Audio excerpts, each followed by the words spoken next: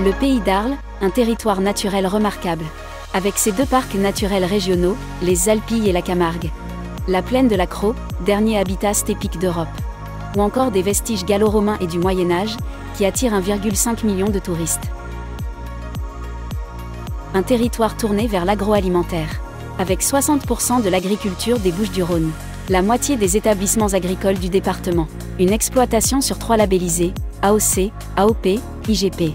Plus de 1200 emplois, répartis dans une centaine d'entreprises agroalimentaires. 1115 commerces de gros et de détail alimentaire, représentant plus de 6000 emplois. Le grand marché de Provence de Châteaurenard, 35 hectares de produits locaux et bio. Le Pays d'Arles, un territoire de logistique, qui concentre 7% d'emplois en logistique, soit près de 10 000 emplois. Le port d'Arles, une plateforme quadrimodale alliant la route, le rail, le fleuve et la mer. 377 348 tonnes sont transportées, 210 escales sont effectuées. 6 millions d'euros sont investis pour améliorer la multimodalité et développer une plateforme biomasse et déchets. Le pôle logistique de Saint-Martin-de-Crau constitue le 3e pôle logistique français. Plus de 1500 emplois dans le transport et les services logistiques au sein d'une cinquantaine d'entreprises. Implanté en bordure de l'autoroute Espagne-Italie, connecté à l'axe rhodanien par l'autoroute A54 ainsi qu'au port autonome de Marseille par la RN 570, en branchée fer. Le Pays d'Arles, un territoire touristique, culturel et numérique. Plus de 3% de l'emploi salarié se concentre dans le secteur de la culture. Plus de 200 000 entrées estivales dans les monuments arlésiens. Un écosystème favorable à la création et aux industries culturelles et numériques, avec ses atouts de renommée internationale. 120 000 visiteurs pour la Tour Luma et le Parc des Ateliers, à l'interface de l'art, des droits humains et de l'environnement. La Fondation Van Gogh, rendant hommage au peintre et explorant son influence toujours actuelle.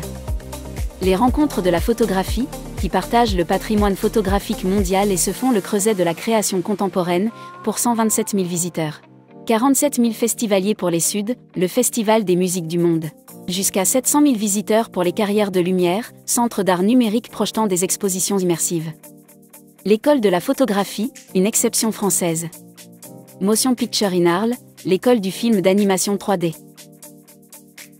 Le musée départemental Arles Antique, qui abrite les riches collections archéologiques de la ville. Les 56 000 visiteurs venus découvrir le fraîchement rénové Muséon Arlatan, consacré à l'ethnographie de la Provence. Environ 20 000 personnes vivent à l'heure romaine, chaque mois d'août durant le festival Arelat.